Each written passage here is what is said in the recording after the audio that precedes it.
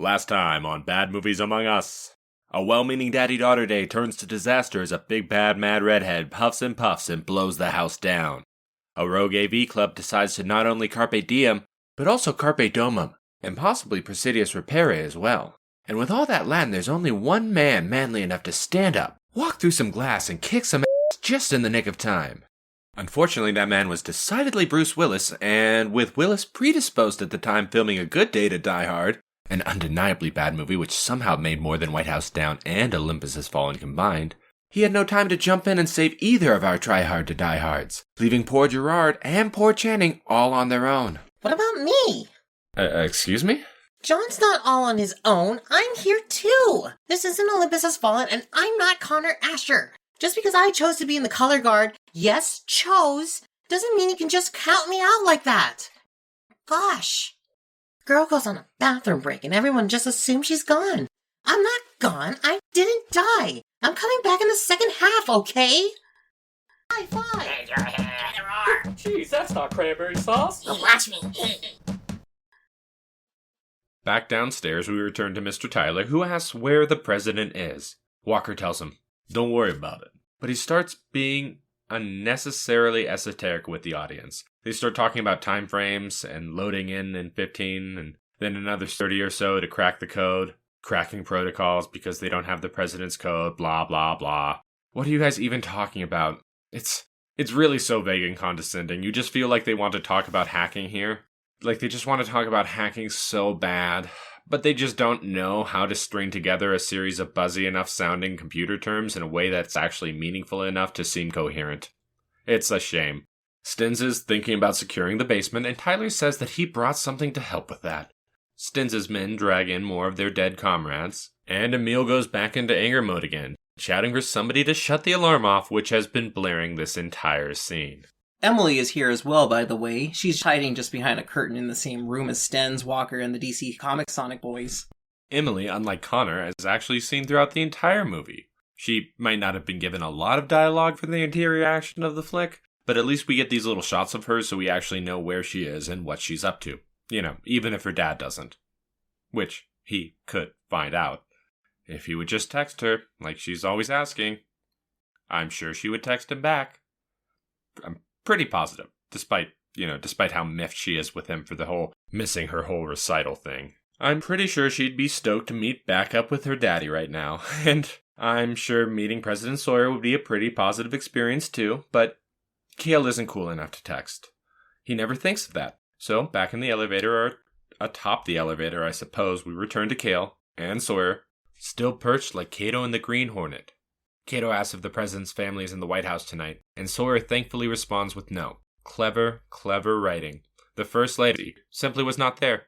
An answer which means there was no need to kill her off in the first 30 seconds of our theatrical trailer, and everyone could simply enjoy this die-hard, try-hard without it needing to be another sad, misogynistic vessel for the male workplace vindication power fantasy.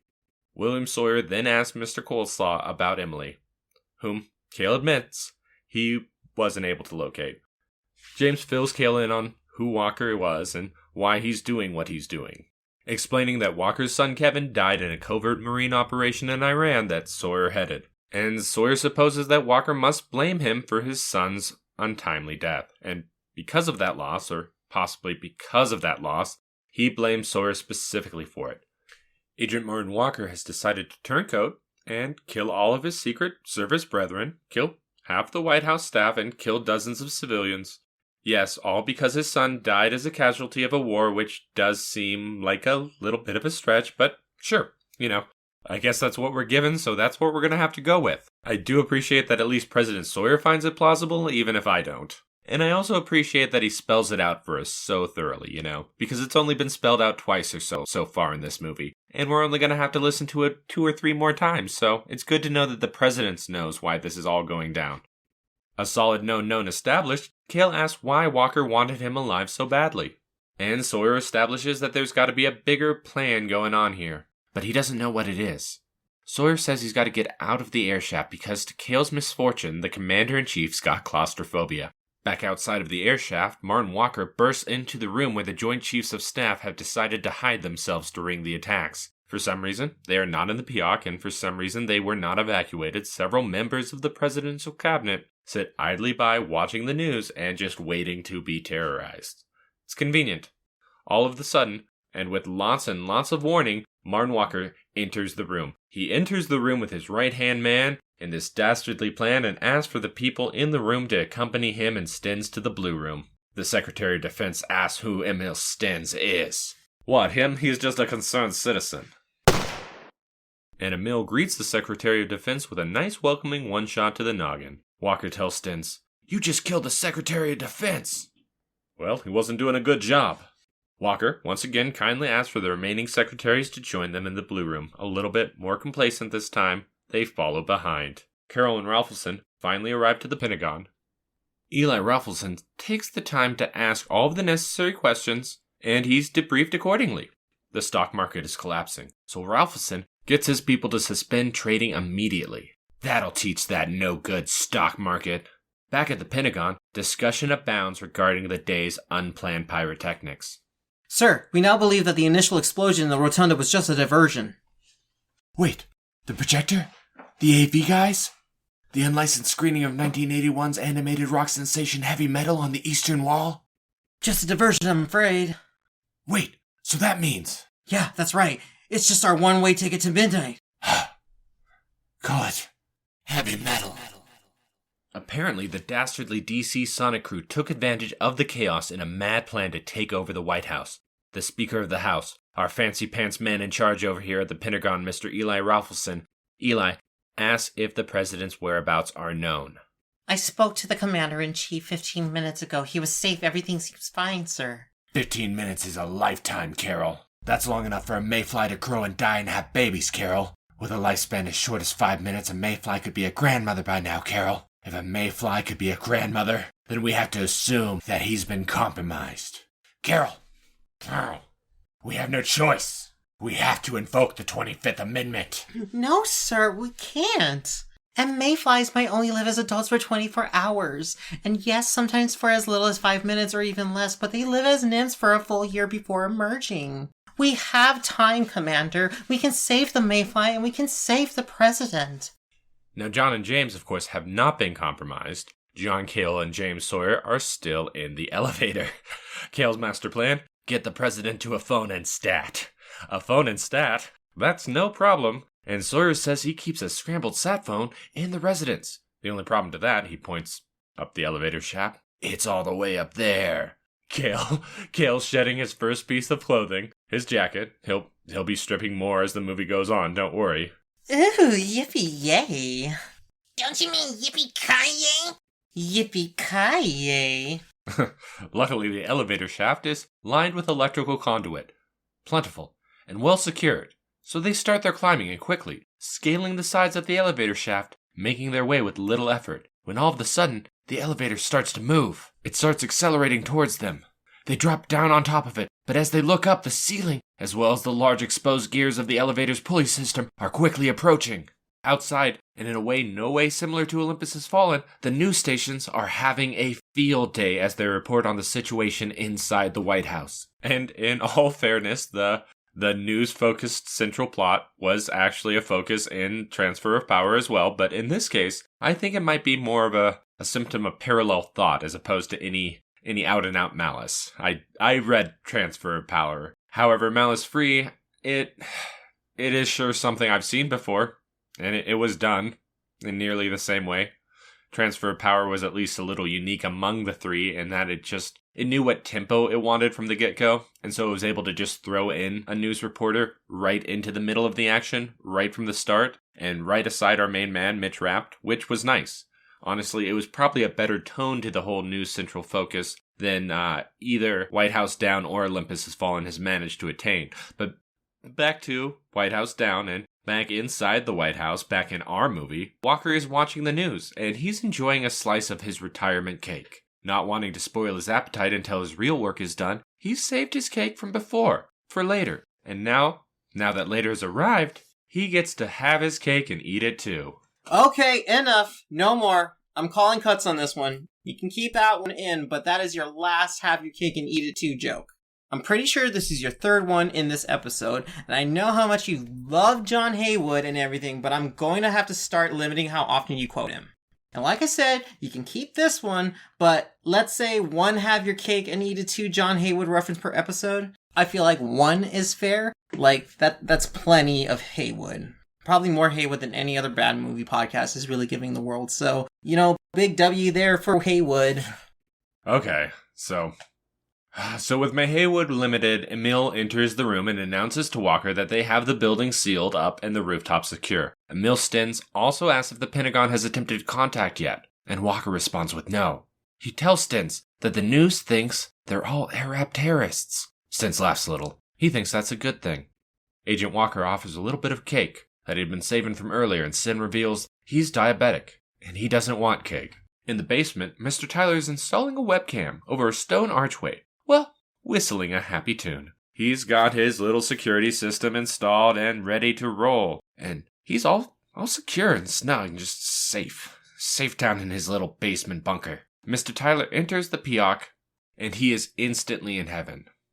He lays out his equipment on the ground and begins taking out a few good luck charms. The basics, the essentials. Small statue of the god Shiva. He's got to turn on a little classical music. He must have his hacking kit, and who is gonna hack without a snack? Not our main man Tyler, that's for sure. He's got his favorite meal. It's simple, it's elegant. A nice little jar of his favorite suckers, sugar pops of delight, for some light snacking while hacking. He sets up his snacks, his hacks, his station with patience, and he starts to show off the range of his hacking expertise, which frankly seems to be setting up a series of computers all set to run pre-assembled programs. Ready to run once a simple numeric code is entered, activating the lot. Yeah, I know. I'm not even sure he needs to be here. Mr. Tyler plugs in his laptops into the U.S. defense system. His hacking system is ridiculously easy to execute. He activates all of the computers with the keystrokes of just 1, 2, 3, 4, 5, 6, 7, 8, 9. Numbers and letters scramble on the screen, all matrix style around him, and a percentage appears on his main computer screen. It begins counting down, or up, or however, whichever direction hacking counts. Once complete, he will have officially hacked the U.S. defense system, putting him on a league with other legendary hackers, like Lim from Olympus Has Fallen. Back with Emily in another one of the White House's hallways, we see Emily spying on Keelik as he escorts all of the hostages to the Blue Room. She's still alive, still dressed, and we haven't even had to shove her down a laundry chute or off of a bridge or really anything. It's like it's somehow possible to have female characters and kids in your action movie without it being total garbage or killing them. It's almost like Last Action Hero was actually a really amazing movie, and the only reason it didn't do well was because it was released in the same month as Jurassic Park, which, of course, featured dinosaurs chasing not one but two kids, and my long-beleaguered point is that kids in action work. Women in action work. You don't need to throw them down laundry chutes. So Emily starts recording Keelik as he crosses by, escorting the secretaries to the Blue Room. He greets and antagonizes each of them in their own unique way, and Emily gets all of this on camera. She almost manages to record the whole video without being noticed, but right at the last moment her mom texts her, which is what she's always telling people to do. She's always telling people to text her, and I'm just baffled as to why she's in this situation. Like this situation of all situations, she doesn't have her phone on silence. Her mom texts her, having fun with dad. I saw this and I'm like, Mom, have you been hiding under like a rock all day? The White House is blown up. There are terrorists everywhere, holding everyone hostage. You know your daughter is on a White House tour, or at least I assume Cale told you. Unless, of course, you two have some contemptuous relationship where you don't even discuss the details of your daddy-daughter days.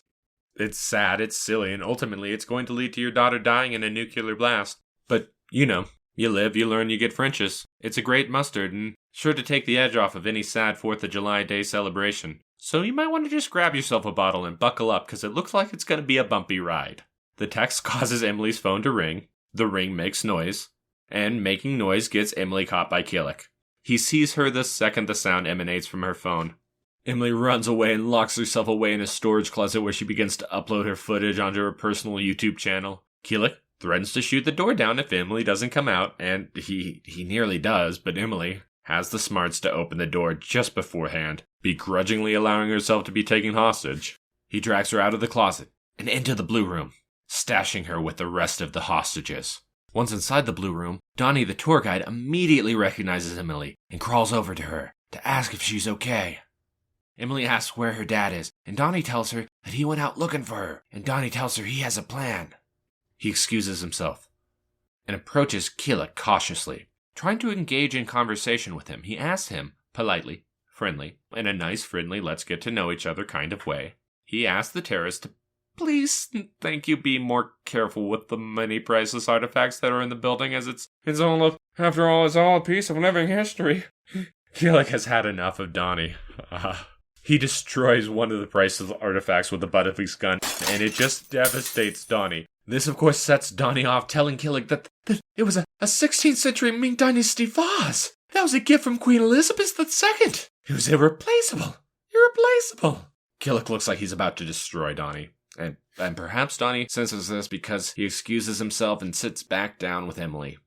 Defeated, Donnie's best attempts at befriending the baddies have failed. He finds himself all out of ideas. Walker, Stens, and the DC Sonic Boys re-enter the residence and find the dead guards. They find out that their faces are on the news after having been captured by Emily's phone, and they are not happy about it. Back with John C. Cale and William Sawyer in the elevator, the two are still scaling the elevator shaft when some of Stens' men enter the elevator shaft on their way to the 3rd floor. As the elevator starts coming up, Cale and Sawyer step down onto the top of the elevator as quietly as they can. But the rustling thud makes a sound that gets the attention of the guards inside the elevator. Hey, what was that? The elevator's still rising. Cale and Sawyer are quickly approaching the top of the elevator shaft. The ceiling will crush them if they don't get out there soon, but there's no way for them to go. Threatening to be crushed by the ceiling and desperate to do an homage to Die Hard, Sawyer does some quick thinking. Be like Bruce, he thinks to himself. Sawyer takes off one of his dress shoes and quickly jams it into the elevator's gears, effectively disabling the machine before it can crush them both to death. The elevator stops hard on the 3rd floor. The guards inside the elevator are aiming up at the ceiling. They've heard something. The door's open. Hey, I think I heard something on top of that elevator. Help me look. Oh, no, you're being crazy there, lad. There's nothing up there that you or I could see with the human eye. This is the White House, lad. The whole place is lousy with ghosts. Haunted and hanted and all the like. I'm sure it'll be just some evil spectrix after your soul. But what about the president? Or that tour guest that killed all of our men? Look! Look, you can see them there! They're trying to hide just out of sight. Hey, quiet, man. Oh, sorry, huh? Oh, come on now, look at that. Scared out of his britches from the White House ghost. Oh, come there. You come with me, Mickey. I'll keep you safe from all those evil specters over there. The guards begin to unload the crates that they've carried on the elevator, and Cale recognizes them to be Javelin surface-to-air missiles. Wait, what are those? Those don't look like javelins. You know, javelins, surface-to-air missiles. Oh my god. Those are javelins? Wait, you don't know what javelins are? You're the President of the United States of America. Those are pretty standard anti-aircraft weaponry. We use them all the time. Wait, so that big beach sale that we had, where we sold Saudi Arabia all those beach toys, the javelins, the lances, the tridents? No, that wasn't a beach sale. Those are all missiles, sir. They're all missiles. Oh god. Wait, what about our Patriot GMT? Those are missiles too. Those are all missiles, sir. All of them missiles. Wait, are you a missile? No, sir. I'm John Cale, and I'm here to save you. Oh, thank God. Am I a missile? No, sir. Oh, man. Neither of us are missiles. Oh, thank God. I thought I was missiled there for a second, Cale. Hey, man, you're kind of an idiot, sir. Back at the Pentagon, General Caulfield complains about what a crap show this whole situation has become with the DC police, the FBI, and the Secret Service, all of them wanting a piece of today's action. Carol believes that it should be the Secret Service's job, as it was their building that was taken, and Vice President Hammond wants to send in the army to the White House.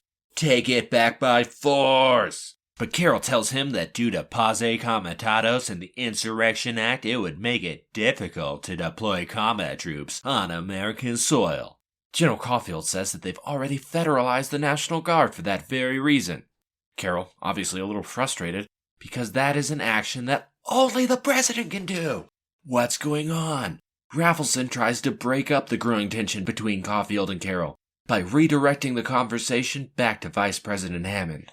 Hammond's next plan? Invoke the 25th Amendment. Carol is aghast. They want to remove the president from power. Hammond yells he can't just sit there and watch everything come crashing down around them. Speaker Eli Raffleson asks Carol if she's okay, and she just can't believe Walker's betrayal. She has Thanksgiving dinner at the Walker home. Every year, she yells at them. Carol asks Agent Kellerman to find the First Lady. He goes off to do just that.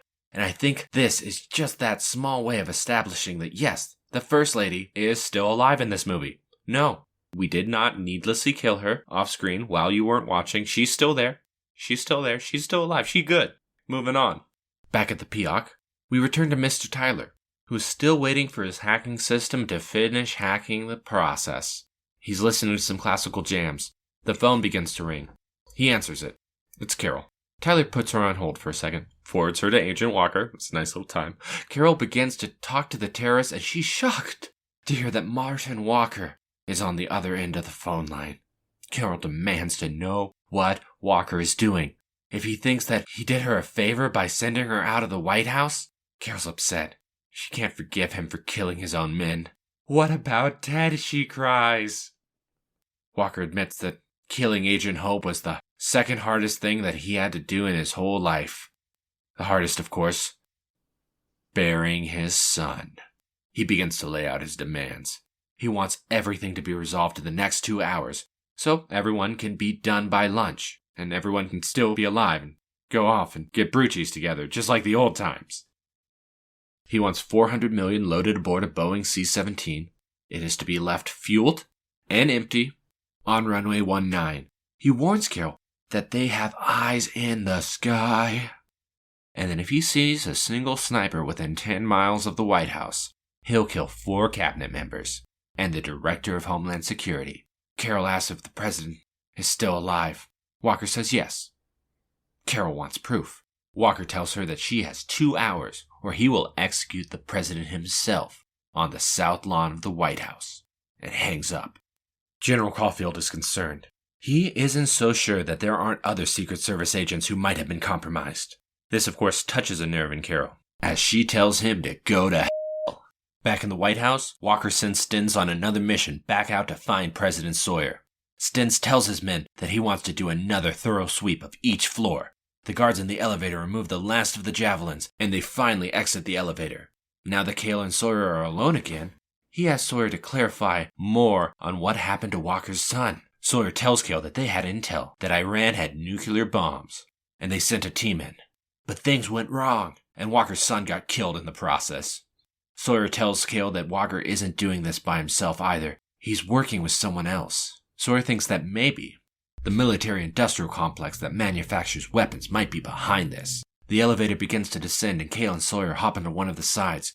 Cale proceeds to kick in a grate until it clatters inward onto the floor. They both climb out. Now, back in the hallways of the residence building, Cale is worried. He only has 3 rounds left in his service pistol. He hopes that there are weapons where they're going.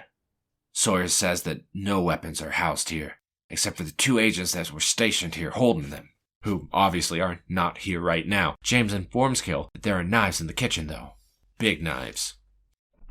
Sawyer opens up a drawer beside him that is curiously filled with packets of Nicorette gum, a Sony Walkman, as well as some random cassettes scattered about.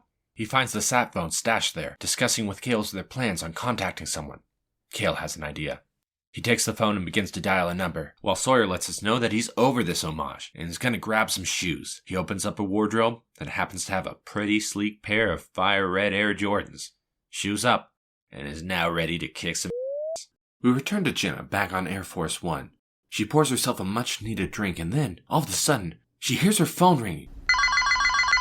She answers, and it's Cale on the other end. She tells him that this is not a good time and abruptly hangs up on him, but he calls her right back. And she attempts to hang up on Cale again, but Cale tells her that he's with the president. Jenna gets up and runs towards the front of the plane, barging into the small separate room where the vice president is, to tell him that the president of the United States just called her cell phone. The vice president patches the phone through to the Pentagon, And both Eli and Carol are surprised to find out that not only is Cale alive and in the building, but he's also with the president. Sawyer says that Cale's doing a good job at keeping both of them alive. Meanwhile, Cale describes the dire situation at the White House to the Pentagon.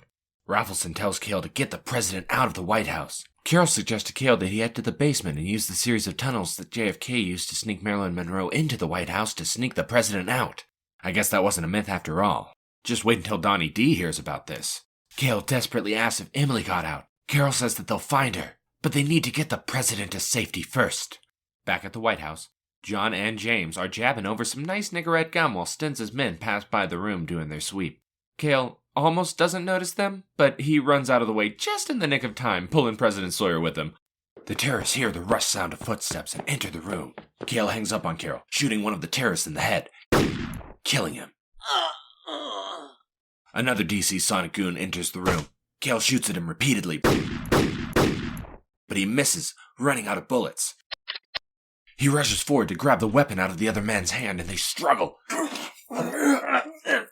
Cale, on the losing end of the battle. John M.C. McColeslaw isn't out of options yet, though. He does an insanely long table slide to get out of the way, dodging all of the guards' gunfire before combat crawling into the kitchen.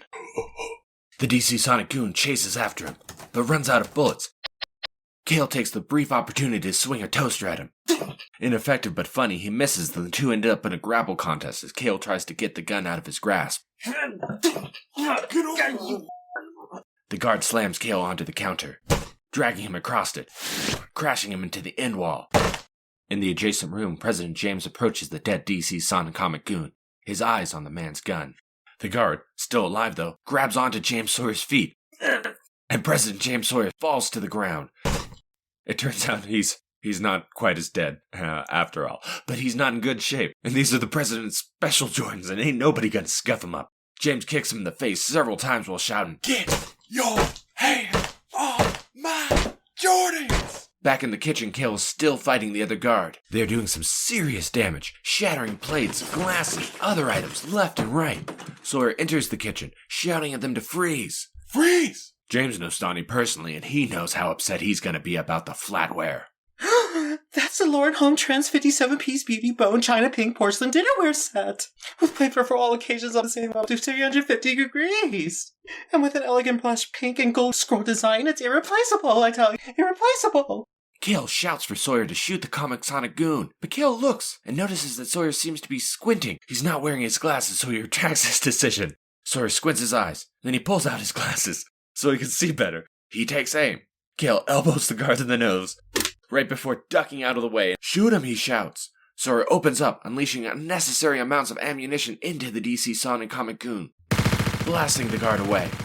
This is President Sawyer's first kill, and afterwards he's understandably feeling guilty and a little shaken about it. Cale tries to comfort James, telling them that the guard would have killed him if Sawyer hadn't shot first. Cale, super stressed from what now seems to be a very high-stakes interview. He's also stripped down once more, and now we're down to just a white tank top and slacks. Oh my god.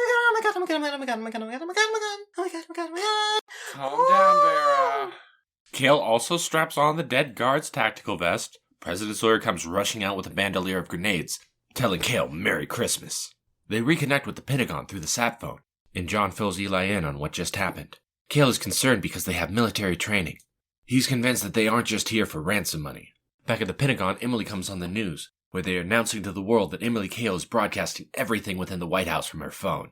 Super smart Channel 6. Just show the little girl's face and reveal her full name while she's still in the White House and as a hostage. Martin Walker, in one of the White House's many bathrooms, sees a magazine showing the president with his phone. Instantly, this reminds him of something he should have been aware of long ago. The sat phone that the president has by his bedside. Martin scrambles. He calls a mill. He also has Sten send more of his men to meet up with him by the president's bedroom, and right next to John and James' current location. Walker tries radioing in on the missing guard, Vadim. You know the one, the DC Comics Sonic goon that the president and Coleslaw just took out? Walker starts trying to say something in Russian, and President Sawyer picks up and speaks into the receiver, also in Russian, as he apparently knows Russian. He tries to pose as the DC Sonic comic hunk, but when Martin Walker asks Vadim to confirm his last name, Tom Sawyer and Huck Finn drop the act and leave on the double. A smart move because Vadim's character was never given a last name, so no matter what fictitious name they came up with, there was really no way for them to win this game. Back in the Blue Room, Killick starts getting real personable with his favorite talk radio DJ, Roger Skinner. He's the Tucker Carlson type host from earlier. Keelik asks him where he gets his ideas for the show from, and Skinner isn't really able to give Keelik a straight answer. He isn't able to give him any answers, as he keeps stumbling over his words. Keelik tells him that he has a few ideas for his show, but production planning for future episodes is put on pause, as we transition over to Stins, who kicks the door open to find Emily. Looks like Stins has seen the news, and Emily is in trouble. Stins slaps Emily hard across the face. Tour guide Donnie D tries to play the hero for a moment, but Keelik quickly presses a gun up against his temple, quieting the would-be hero. Keelik turns the gun back on Emily, demanding her to give him her phone. He wrings it from her hands, threatening her. When they come for us, you're gonna die first, little girl. Get away from me. Oh yeah? Tough little girl, eh? What if I was to shoot one of these hostages? You don't scare me. Yeah?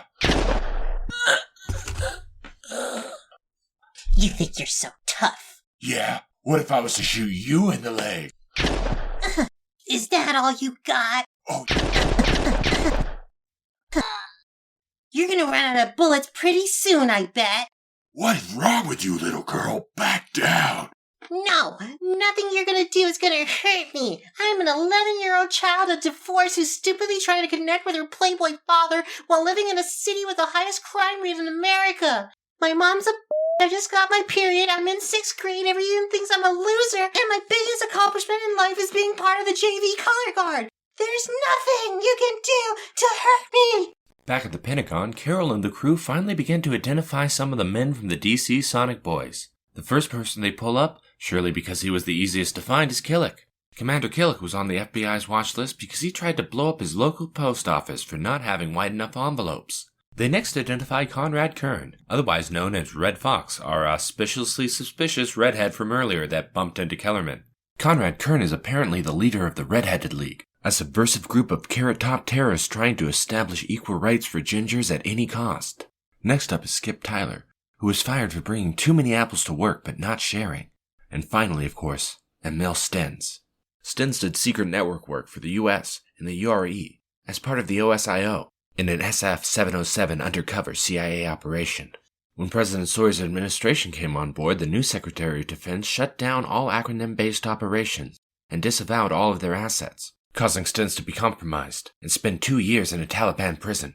Carol realizes that every person on this list was featured on the threat matrix, and she believes that this is where Walker must have recruited all the DC Sonic comic goons from.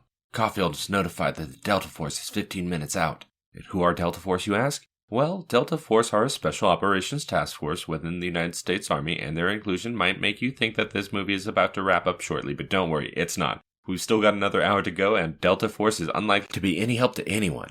But don't be worried. Don't forget, we've got our main man on the ground, John M. McColesaw, to sort everything out, so at this point, special operations are just going to get in the way.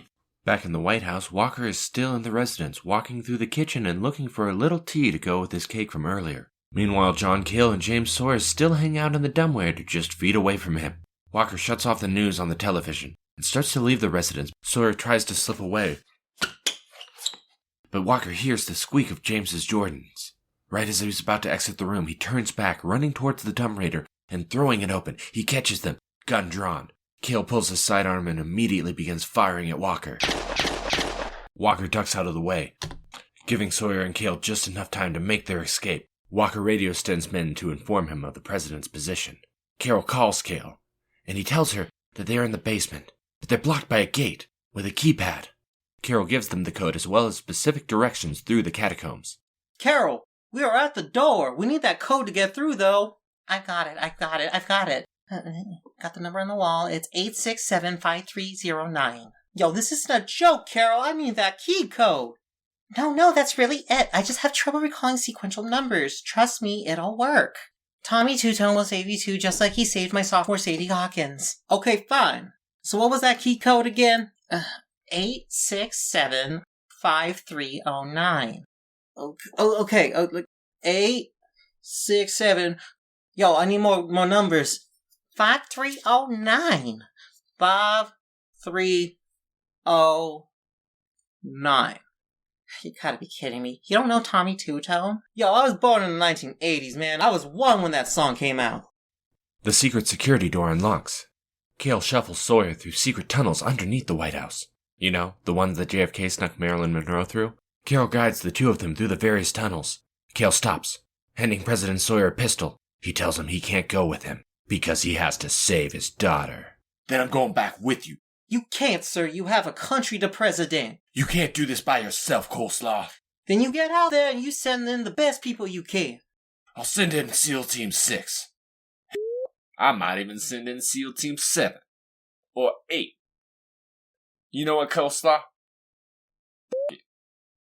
I'm sending in the 9s. The 9, sir? That's right, Coleslaw, the 9s. A hushed silence falls over the room at the intensity of the decision. The two say their goodbyes. As President Sawyer heads down the tunnel heading towards the exit, he walks right in front of the webcam from earlier that Tyler had set up, revealing his position to Tyler. Tyler radio stints to tell them he's found them. They're in the basement. Hey, Emil, this is Tyler. What is it? I'm very busy right now, Tyler. This isn't a bad time, is it? What is it, Tyler? It's just that... No, never mind. It's not important. What is it, Tyler? Oh, nothing. It's just that the president is in the basement and he's about to escape through the secret tunnel and we're probably all f***ed. Bye!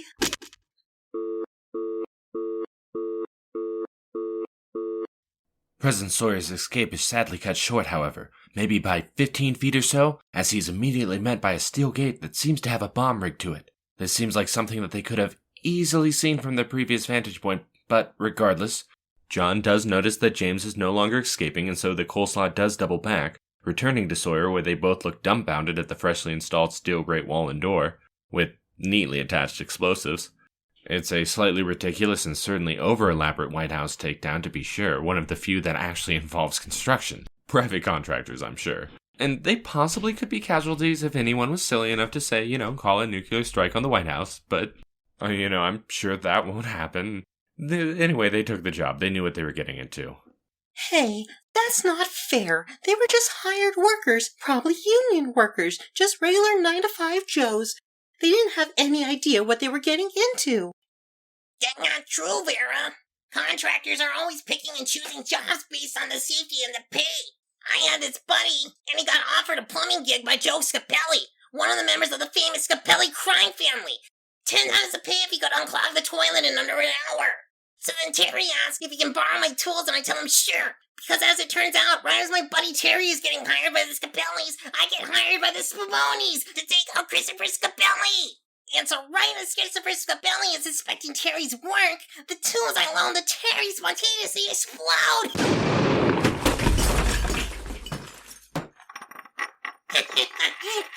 The moral of the story, contracting is dangerous work, Vera. Stens and his men try to reach the lower levels of the White House, but they're quickly blocked by another gate that is blocking access to the sub-basement. But there isn't another exit. Stens reaches the basement gate and asks Tyler for the gate code. Tyler attempts to find the code, but Stens is impatient. He blasts his way through the gate with his gun. On their heroic return back the way they just came, Cale and Sawyer run into Stens and his men at the basement gate, and a gun battle ensues. Cale calls Carol, looking for an escape route, but Sawyer has a better idea. He tells him that they need to get to the stagecoach. Carol tells them not to go there. They'll be trapped. John and James try to escape, but they run into another locked door. They need a code. They call Carol. Hey, Carol, I need that number. Yes, it's 8675309, John. Hey, come on now, Carol. Tommy Two-Tone again. I've got dyslexia, John. Just enter the code. John enters the code. And recognizing Tommy Two-Tone's smash one-hit wonder, the door opens,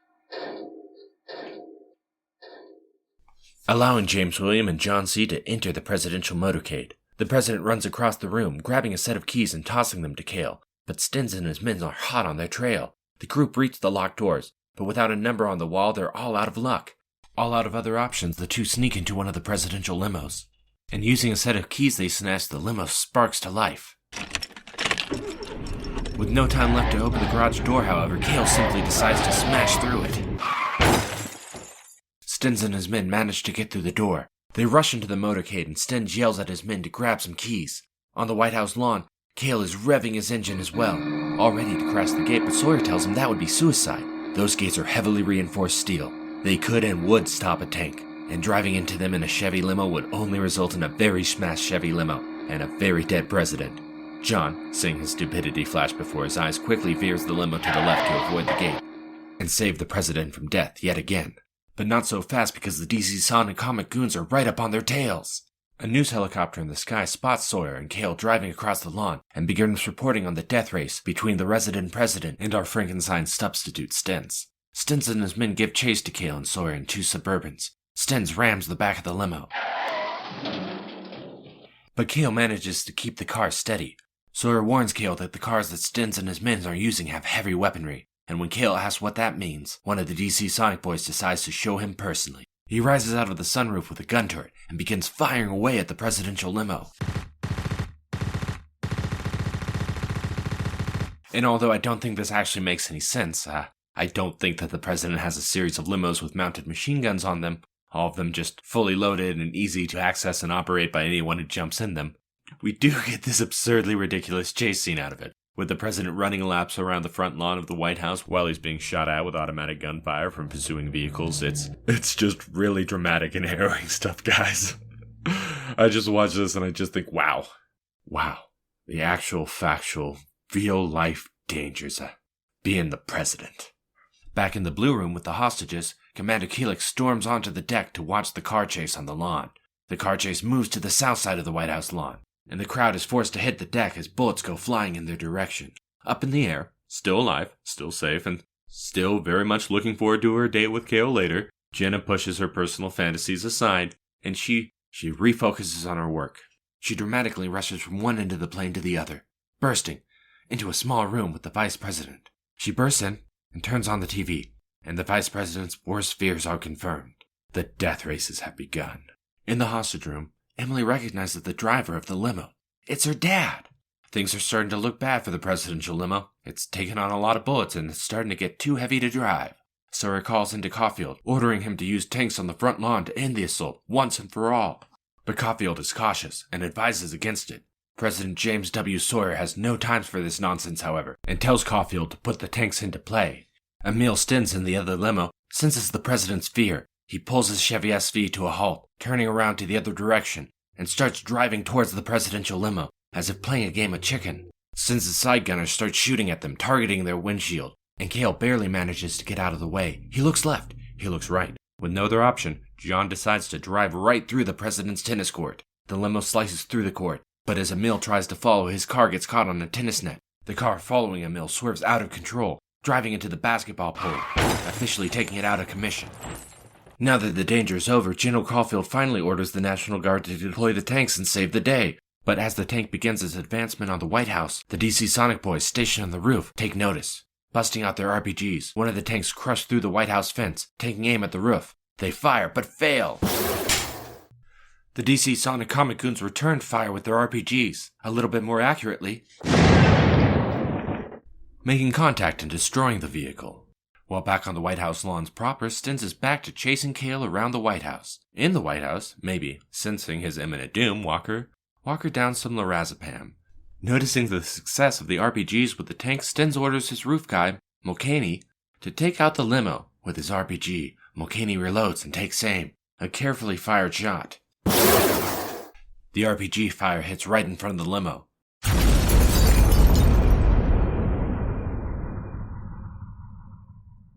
Debris flies everywhere. The presidential windshield, now covered with dirt. Cole is driving blind. Sawyer proposes a solution to their blindness situation. He tries to set up the limo's outer cameras to run a display so that they can see. He swerves, narrowly avoiding crashing into the White House. But with nowhere left to swerve that they haven't swerved already, it seems like they're both running out of time and options. President Sawyer, you see, is a man of solutions, and he knows just the one to get them out of this situation. He opens up the weapon locker stash in the back of the presidential limo, and for some reason, and in a way that is, totally believable, the president apparently has his own personal RPG stashed away for just such sticky situations. Jackpot.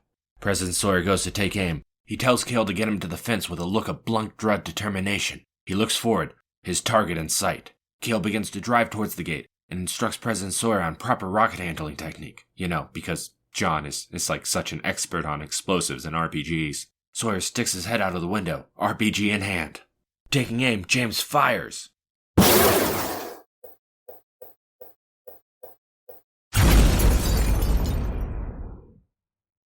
Ripping a hole through the reinforced White House gate in a way that I'm pretty sure wouldn't actually work either, but we will just ignore for right now and get back to our car chase.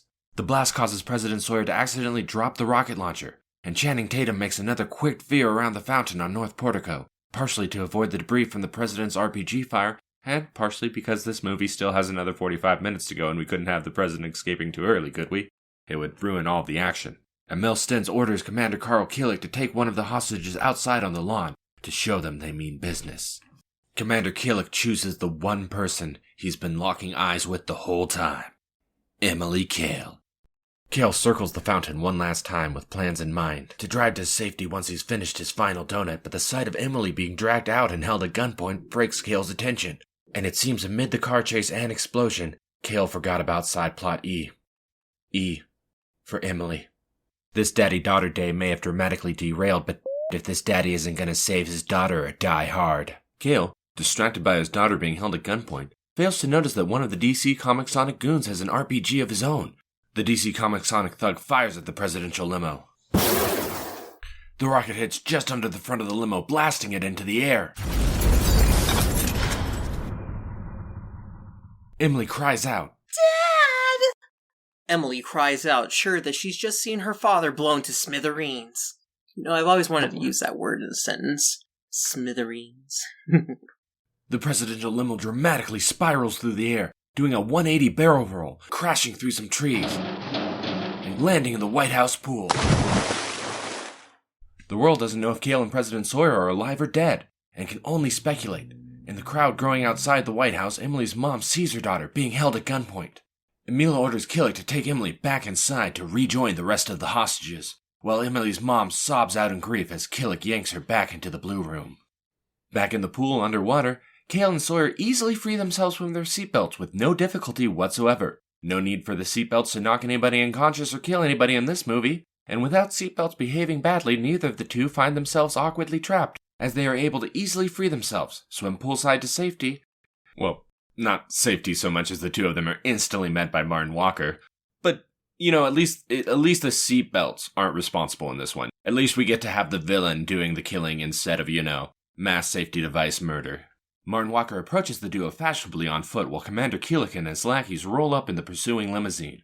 Confronted and all out of options, John M. McColeslaw has no other choice but to take the president hostage himself. That's right, threatening to kill the commander-in-chief if the kidnappers don't back down. It's a clever ploy that makes absolutely no sense, and sadly Walker realizes this as well, as he instantly identifies the complete lack of threat that this scenario poses. Cale tries to tell Martin that he'll shoot the president. He'll do it. But Martin doesn't believe him, and with good cause, because killing the president is a terrible way to foil any assassination. Luckily, this laughable little diversion allows Cale just enough time to palm a hand grenade over to the president. The president pulls the pin, and James Walker Woods looks shocked. Hurt even. But no time to contemplate on how his and the president's personal friendship has managed to get to such an explosive level. The former security detail member is forced to dramatically jump away from the explosion, just in the nick of time. Sawyer and Cale quickly duck away into the White House pool shack where they attempt to hide. But oh no, James and Johns were spotted in their hasty retreat. Stentz's gunner Mott, still in the turret seat of the limo, begins firing at Sawyer and Cale. Bullets shredding through the wall. Cale and Sawyer dive to the floor. Cale covers Sawyer, using his rippling biceps and outrageous delts to shield the president from gunfire. But Mott just continues his assault. Walker runs back into the scene, realizing the imminent danger they're all in. Mott, cease fire! Tatum's two-tone. If you hit those deltoids, those bullets are gonna ricochet off and fly everywhere. But Mott doesn't listen. He just keeps shooting.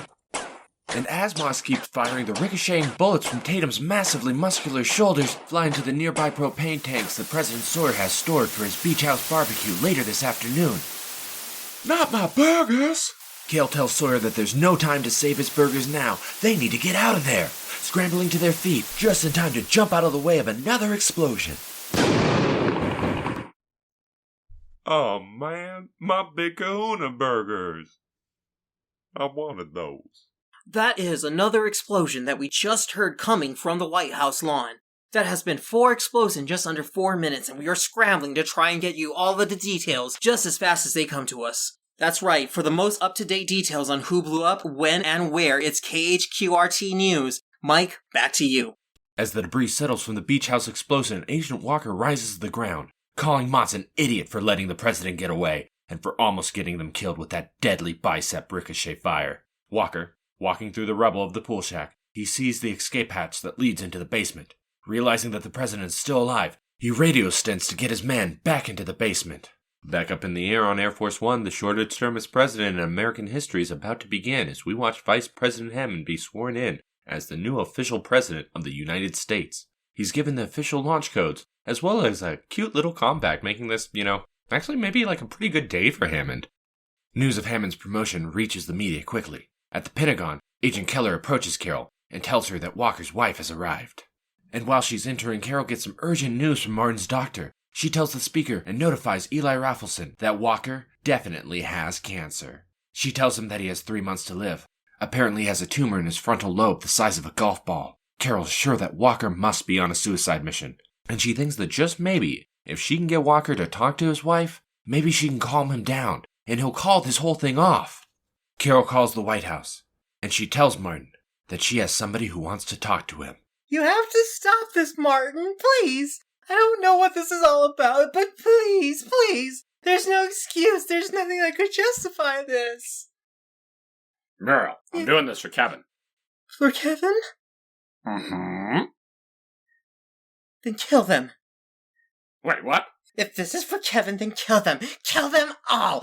Drag out their bodies to rot in the sun and leave a flag as a message to those who may defy us. Well, Carol, you heard the lady. You got, I don't know, what's a nice random number? You got 19 minutes, we'll say. You got 19 minutes to meet my demands, Carol. Carol is aghast. She has Muriel escorted out and threatens Martin that if he doesn't stop, she will personally make sure that Mrs. Walker spends the rest of her life in a federal prison. But Martin doesn't back down. He sticks with it. Carol, it looks like you got 19 minutes to meet his demands. General Caulfield looks over at Carol coldly and tells her that she's done. Her boss took over the White House. He's the inside man, and he's gotten the president killed. It's time for her to go. Carol doesn't want to. She tries to object, but in the end she has no other choice. Brushed off but not beaten, Carol decides to do some amateur sleuthing to see if she can find out what's really going on here, while General Caulfield steals the show from her. Carol spots her victim from across the room. It's a young Pentagon agent. She walks up to him and puts on that good old Carol charm. It's a cute little meet-cute. I did spot a blush there on the cute Pentagon agent. He looks down and says that he's not supposed to talk to her. But Carol tries anyway.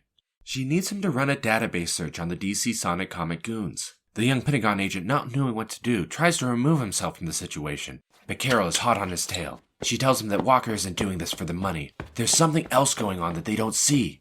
Back in the basement with Tom and Huck, the two rustabouts crawl out of their hiding space.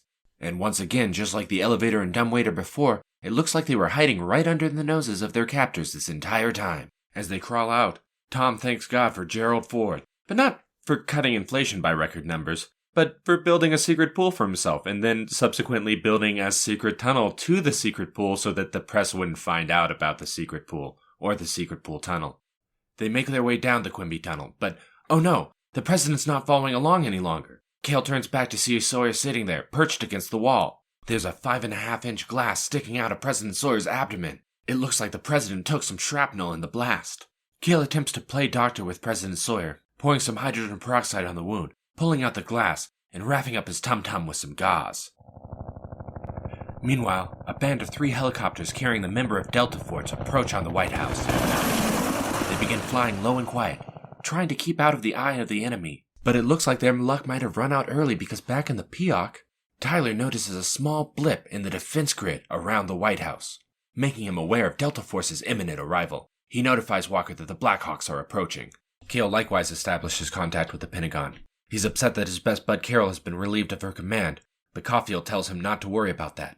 Air support is on its way. But they can't come by air. They have to come by ground. The terrorists have javelins stationed on the roof. Cale knows this because he spent an excruciating amount of time explaining it to President Sawyer while stuck atop an elevator. Kale tells Caulfield that the DC Sonic Boys have javelin missiles which will tear those helicopters to the ground, but Caulfield doubts Kale. According to the Pentagon's intel, they don't have javelins, and it's too late to call them back, even if they wanted to.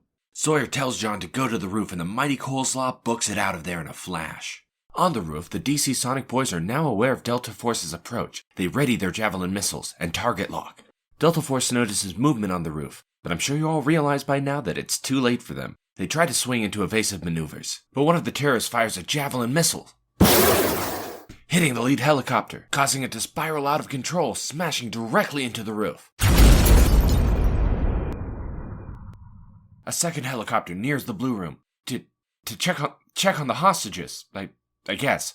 Again, I'm not entirely sure because it seems pretty dumb to be checking on hostages while terrorists are actively shooting down your brothers in arms. And luckily, I'm not the only one who thinks so, as Commander Carl Keelik, now delegated to watching the hostages, openly yells at the helicopter and its pilot and our plot, just yelling at him, "What are you gonna do? Shoot the hostages?" Which, like I said, it's a good and it's a very valid point because there's no real reason for the pilot to be around right now, but it doesn't matter too much because he won't be around for long. Our third helicopter pilot, still remembering the mission, flies up to the rooftop and starts shooting at the DC Sonic Comic Boys stationed on the roof, successfully taking out like 2 of them before one of them manages to sink another missile into the helicopter.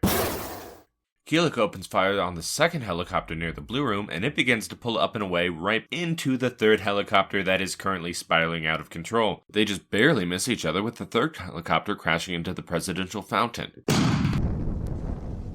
John Cale finally manages to make his way to the rooftop. He checks his gun, and he notices he's on his last mag. He looks down on the lawn, the destruction, and he says a little prayer for the lawn care workers who'll have to sort this whole mess out.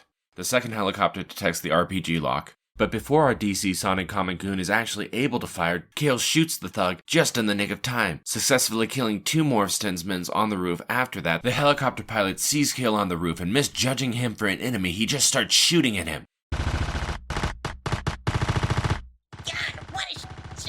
Cale sprints out of the helicopter's gunfire, taking cover behind a rooftop pillar. Delta Force, distracted by their attempts to kill the movie's protagonist, has failed to notice Emil Stens, who's still on the rooftop and armed with a javelin rocket. The helicopter pilot might not notice, but Cale does. Stens now taking aim with the javelin. Cale charges towards him, tackling Stens into a pillar. During the struggle, the javelin missile is accidentally launched, and although it isn't directly aimed at the helicopter, the missile is locked on. It boomerangs back to make a direct hit. The helicopter breaks in half, the front end crashing into the lawn while the back end careens down into the Blue Room. It comes slicing through the ceiling and barreling down towards Donnie the tour guide. Donnie screeches as the blade comes towards him, but the tail slows down and the tail blades stop rotating mere inches from Donnie's face, just catching the very tip of his tie. The Pentagon watches in stunned silence as the news reports the obvious. The mission is going wrong, terribly wrong. On the rooftop, Cale and Stens are engaging in their own brand of close-quarter combat as Cale picks up a broken piece of helicopter blade and beats Stens with it. Stens manages to get a hold of the blade. Kicking off of a pillar, he launches himself on top of Cale, taking the both of them to the ground. Mokei, another DC Comic Sonic thug, appears to still be alive, although once thought to be dead. He stumbles to his feet. Cale and Stens continue to fight a few feet below. Cale, grabbing a brick, whacks Stens across the face with it, stunning Stens as he slides onto the glass ceiling. Mokei takes aim with his rifle, but Cale suplexes Stens through the glass ceiling.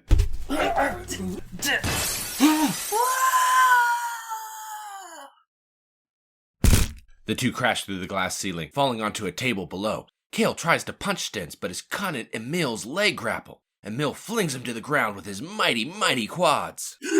Cale grabs a small gardening rake and tries to rake Stens with it, but Stens blocks the maneuver and counters Cale before tackling Cale to the ground.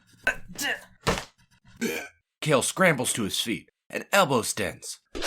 One of the last remaining DC Sonic comic thugs, Mokei, roams the hall trying to find just where Cale and Stens landed. He's near them. The sound of the two men's brawl is getting closer. Cale has the upper hands on Stens and is about to finish him off, but Mokei takes the corner and aims his gun. Cale dies out of the way just as he fires, crashing through the window and falling 2 floors down into the shrubbery outside. Despite how comfy this bush might look, there's no time to rest now as Stins follows hot behind, machine gun in hands, firing after him. Kale runs out of the way, dodging behind a corner into safety. Back in the garden, Stins is pissed that Kale has managed to get away from him yet again. He finds an envelope on the ground. Seemingly, it fell from Kale's pocket. He opens it to find Kale's White House guest passes, and also Emily's. Stins connects the dots and realizes that Emily is Kale's daughter. Meanwhile, at this very moment, another dramatic crescendo hits as Tyler's system override has just completed. Well-timed and well-planned, he notifies walkers that the last firewall is down. Martin gives Tyler the go-ahead, and Tyler finally accesses the United States missile defense system. NORAD is made aware that the launch sequence has been initiated. The missiles fire, and the target is a modified 747, or in other words, Air Force One. On the plane, everyone is made aware of the attack, but it's too late. The missile is already en route, on its way. And just like that, the missile hits, shattering the left wing. The plane spirals down to the ground. Caulfield is made aware that Hammond and everyone on board Air Force One, including Kale's Jenna, have unfortunately been killed. A terrible, tremendous tragedy because Jenna never caught that second base date with John Cale, a date which could have finally determined for all of America what act second base actually refers to. But unfortunately, we never got that date, so we're never going to find out. So I guess, just discuss amongst yourselves, come to some group conclusion as to what second base actually is, and email us, and then we'll all be on the same page. But unfortunately, Jenna's going to be the one person who's not on that page, because she got blown up real good now. Now, because Jenna got blown up, or more because Vice President Hammond got blown up specifically, Speaker of the House Eli Raffleson is being sworn into the presidential office. He's given the presidential launch codes, and as well as solid assurance that once the presidential compact is found, it will be returned to him. Eli Raffleson, though, compact or no, is now the President of the United States. General Caulfield notifies Eli that NORAD has been compromised. Walker now has the potential to launch missiles at any target within the United States. He's also notified that there are massive troop movements in Russia, Pakistan, and the Arabian Peninsula. And the golden question, of course. What are your orders, sir? We are not beaten yet. No, we are not. Mr. Caulfield, Mrs. Finnerty, members of the 77th Congress, I address you now, these random assortment of people who just happen to be in the room while I'm talking, at a moment unprecedented in the history of the Union. I use the word unprecedented because at no previous time has American security been as seriously threatened as it is today. Since the permanent formation of our government under the Constitution in 1789, most of the periods of crisis in our history have related to our domestic affairs. Fortunately, only one of these ever threatened our national unity. Today, thank God, 350 million Americans in 50 states have forgotten the points of the compass. In our national unity, what I seek to convey is the historic truth that the United States as a nation has at all times maintained a clear, definitive opposition to any attempt to lock us in. Today, thinking of our children, and of their children, and of their children's children, and of their children's children's friends, and of their children's children's friends' feline companions, and how those feline companions can turn around a young girl's luck, or save her from a gremlin, or manage a baseball team, or combat a trio of reincarnated witches from the 1690s. Now, carefully considering America's long history of feline companions, and under the examined trope of them saving the lives of young girls, and after considering how important the continuation of the famous yet fallible feline figures are to American subculture, I have decided today to launch an airstrike. In less than an hour, aircrafts from here will join others from around the world, and will be launching the largest aerial assault in the history of mankind. We can't be consumed by our petty differences anymore. We will be united in our common interests. Perhaps it's fate that today is the 4th of July, and you will once again be fighting for our freedoms. Not from tyranny, oppression, or persecution, but from annihilation. We're fighting for our right to live, to exist, to ensure the safety of our feline friends And should we win today, the 4th of July will no longer be known as American holiday, but as a day when the world declared, in one voice, no longer will we let our cats go quietly into the night. No longer will we let our kittens vanish without a fight. Sparkles may have gotten in a scuffle with a neighborhood cat, or a possum, or coyote. I don't rightly honestly know which, but Sparkles will live on.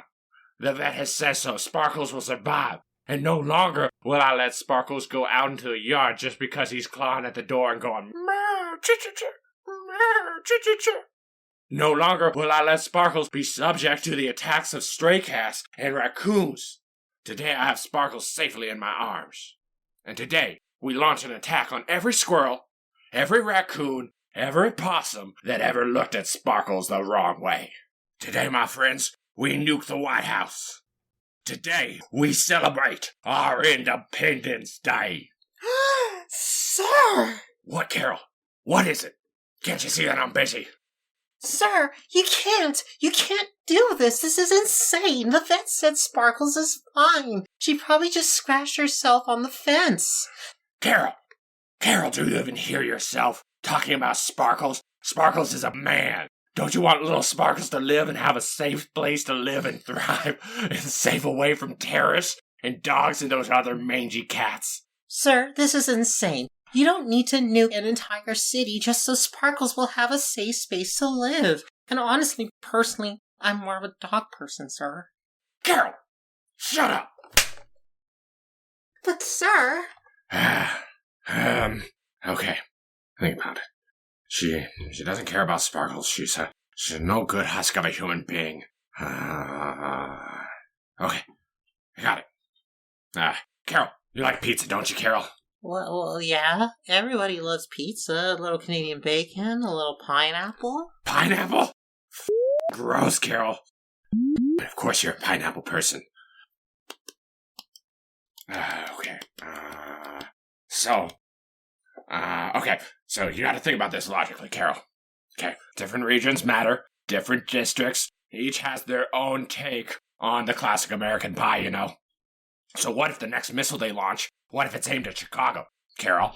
What if it's aimed at Chicago or New York? Just like that, in the blink of an eye, we could lose entire styles of pizza, Carol. Don't you mean slices? Hey, Carol, we could lose entire pizza empires in minutes. Think about it. Okay? Deep dish. Folded pizza, Carol. Carol, are you thinking about it? I mean, all you're thinking about is your stupid Canadian bacon, but America's entire pizza economy could collapse before our very eyes. But sir, just care about the civilians. Carol? Civilians, Carol? What about Detroit? Huh? What about square pizza, Carol? Little tiny edible pizza squares. Picture them, Carol. Picture them in my mind's eye. Are you ready to gamble pizza squares over a couple innocent civilian lives? But the White House. But what about the White House? What about the Ohio Valley, Carol? Have you ever thought about what losing Ohio Valley pizza could mean to the country at large? You say we're all gonna have to go to cooking our pizza toppings now, Carol? Like a bunch of jabronis? No more cooking the pie and then just tossing on the toppings anymore, Carol? Wait, what? Like pho? That's gross. That's why I go to CPK. Hey, oh, well, Lottie Tom, Miss Fancy Pants thinks she knows everything about pizza. For your information, a hot pie will melt that cheese and sizzle that sausage all on its own. No need to bake that bacon anymore, Carol. Why don't you think about thinking outside of the box once in a while, Carol? Taking all this in, General Caulfield looks distracted for a moment. Totally not mentioned in the film, but I assure you, absolutely 100% canonically occurring in Caulfield's conscious. Caulfield thinks to himself, Crescent City, magazine, place, the California Pizza Kitchen, all within a mile from one another. Dear Lord, sir, we could be there in 10 minutes. But sir, what about democracy? Carol again voices her objection. Raffleson tells her, Carol, don't be disparaged. Democracy and pizza go together like a horse and carriage. Your objections, I don't want to hear another, 'cause you won't have one without the other. Sir, you have to stop this. You have to stop this right now. You're becoming more and more lizardy by the hour. Carol, what was that? Nothing, sir. I didn't say anything at all. I was trying to hum to myself, Carol. Where's my heating pad? Did you get my heating pad, Carol? Yes, sir, your hearing pad's right here. Good. Put it under my desk. Excellent. Everything's going to plan. Caulfield, the airstrike. Is it ready? Already on its way, sir. No one's going to steal my Buffalo Blue single size from me. Nuh-uh. I mean, nobody's going to steal Creston's flat crust Buffalo Blues custom 9-size pizza from America, sir. It's okay, Caulfield. I may disapprove of how you top your pie, but damn it, I'll fight to the death to defend your right to slice. I also like the Hawaiian pizza from California Pizza Kitchen. What is with these Hawaiian pizza fanatics? Go back to Jamaica. All right, sir. All this pizza talk aside, this is madness. Your first act as president is going to be bombing the White House? Dear God, Carol, no. My first act as president is going to be enjoying this delicious slice of bruschetta. Wait, what? But how did you even get that delivered so fast? Carol. It's not delivery. It's a freshly prepared flash frozen pizza pie from Freshetta. I didn't have to get it delivered at all. I can't believe we're still doing this. I prepared it on my Pizzazz Pizzeria Pizza Oven Plus by Pretzel. It produces perfectly precise pizza pies in minutes, Carol. I'm just gonna leave. Carol, wait. You didn't even try the Freshetta. Leaving! It has a fluffier and more forgiving crust than its competitors, Carol. That's nice, sir. You know, the United States, it's stronger than just one house, Carol. Yes, sir. Very inspiring, sir. Back inside the White House proper, Stins breaks into the Blue Room. He has found Kale and Emily's guest passes, and he has some questions for Emily. One of the hostages plays the hero and stands between them and says he'll have to go through him. Stins says, "Really?" and shoots him in the leg. In response, Emily delivers what is my favorite line of the entire movie, or of almost any action movie for that matter. Emily just says cheekily, You're gonna go to jail for that! and I'm just like, what do you mean? What do you mean you're gonna go to jail for that? He overthrew the White House. He's stolen military hardware. He's literally killed dozens of people by this point. He shot down a helicopter.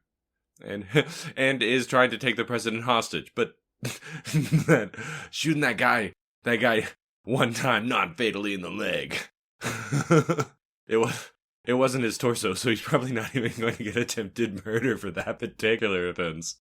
And sadly, Emily, I hate to tell you, but that particular crime is probably going to end up being no more than assault with a deadly weapon. But Stins doesn't care about those minor charges. He wants to use Emily as bait, so that he can finally kill Kale, once and for all. He forcefully grabs Emily and drags her from the hostage room. He tells Motz to stay with Commander Killick. Carl Killick complains that he doesn't need a babysitter. Kale, meanwhile, is just outside and exhaustively making his way back inside, but the way is pretty well guarded. Meanwhile, Stins storms into the Oval Office, dragging behind him our favorite femme fatale, Emily Kale. Emil Stins tells Walker that this little 11-year-old right here, this is the tourist's daughter. And Walker is thrilled. No longer will their plans to overthrow a nation of 330 million people be thwarted by the efforts of one middle-aged dad determined to score himself a middle-class job. Walker grabs the PA system transmitter and pushes that little button on the side, the one that goes buzz, and he announces to everyone all over the White House grounds that he has John McHale's daughter. He tells John that if he doesn't give up the president by the count of 3, that he's gonna shoot his daughter in the stomach. Now, just to be clear, Kale is climbing up the side of the White House, a la Bear Grylls, at this very moment. And the president does happen to be just right on the other side of the Oval Office doors. It's convenient, but he's just calmly waiting behind a pillar for just such an opportune moment to turn himself in. Kale attempts to give himself up to the guard for no reason, but alas, the president he's a little bit too quick on the draw for Kale. President Fox reveals himself, hands held high, to the waiting, loving arms of John Mulaney and Commander Carl Keeler, who escorts Sawyer back to his office. Kale, seeing all of this, calls the Pentagon in distress. Yo, you put her on the phone right now! Kale wants to talk to Carol. He doesn't really say that, but apparently everyone knows exactly who he's talking about. To be honest, I feel real bad for Carol. She's doing her #1 best job, and everyone is just throwing her so much shade. The Pentagon does oblige, handing over the phone to Carol. John, feeling somewhat optimistic now that he has his old gal pal Carol to help out, John tells Carol that Commander Carl Keelik and Max Wren have the president. Hey, yo, come on, Carol. I need help and we have to act fast, or they're gonna video drone the president's brain to oatmeal. John, listen. Help is not coming. You have to get out of there. Get the out of there. But Emily! I'm sorry, John, but you have to get the out of there. Raffleson's gone crazy talking about his cat and pizza. Now he's ordered an attack on the White House. So you just have to get the out of there. Emily's dead, John. I mean, not right now. She's still alive right now, but she's as good as dead. And you have to accept that.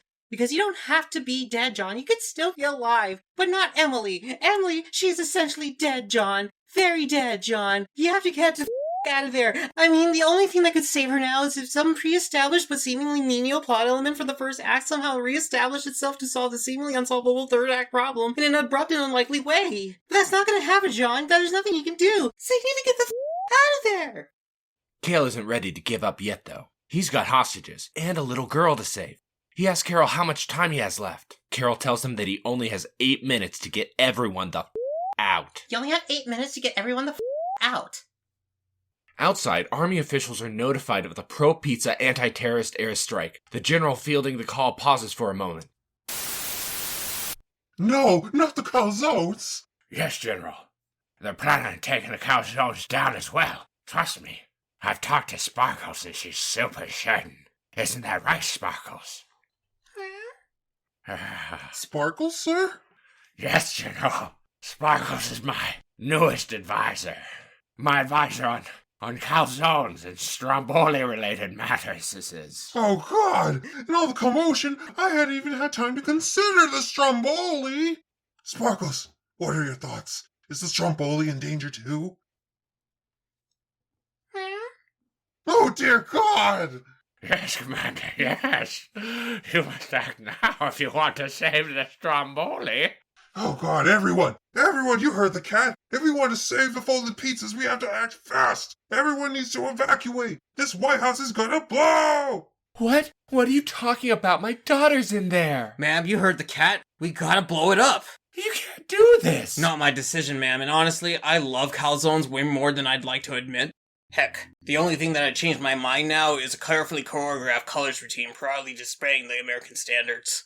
Gil begins to scale the outside of the White House. He latches onto a water pipe running along the White House exterior and begins to ascend with the side of the wall, wasting no opportunity to show off his manly biceps. We take a small brief aside to check on Tyler in the basement. Tyler is using his free moment to search himself up in the White House database and also delete his criminal record from the server. Back in the Oval Office, Martin and Sawyer are having a little palaver, and it's pretty apparent that President Sawyer is done with this whole thing. Martin tries to quip at him. "Whatever happened to the pen is mightier than the sword?" he asks while loading his pistol. But James is no longer the pretty please type of president we knew and loved in the beginning of this movie. He's now the you el presidente type of president, and he tells Martin this. He looks over to Emily to ask if she's okay, and she nods in response. Martin is eager to get this business started and brings out a briefcase, asking Sawyer to open it for him. Emily asks what's in the briefcase, and Martin happily explains. This, all my friends, this is the nuclear football, and it will only open for the President of the United States. The big plan, and why Walker's been so adamant that the President be kept alive. President Sawyer tells Martin that this plan won't work, even if he does open it. The codes he has are useless. They've been changed and switched out so many times due to the changes of power from President to Vice President to Speaker of the House that probably nobody knows what they are anymore. But Martin isn't fazed. "Hey, let me worry about this," he says. Sawyer tries one last time to appeal to Martin, saying that he's sorry about everything that's happened to his son. He regrets the decisions that he made that got him killed, but if Martin wants revenge, just shoot him. Don't blow up all of America over it. Seriously, Martin. Martin outrageously claims that he's actually proud of President Sawyer for that decision, though. He says that he was a true commander-in-chief for 5 minutes. What he's really upset about is the fact that he didn't have the balls to see the mission through. Sawyer says that there was no mission. There were no nuclear weapons in Iran. But Martin Walker, the all-knowing, says, "There will be. The Middle East is America's last war. It's us or them. I don't care about your stupid logical ideas. I chose that Kevin Martin Walker will be the last soldier to die in that conflict in the Middle East in vain. I mean, geez, do you hear this guy talk? Does Martin Walker want millions of soldiers to die alongside his son so that his sacrifice won't be in vain? Or is he determined to make sure that Kevin will be the last soldier to die in that war? Would he tell him that hundreds of other soldiers have died since Kevin? Walker, though, he's eager to get this show on the road. He says, history will tell us who the true patriots were on this day. Sawyer still refusing to help, Martin turns all of his despicability towards Emily, pointing the gun at her, tantalizing her, playing with it in front of her face. Seriously, Walker, calm down. She's an 11-year-old girl, dude.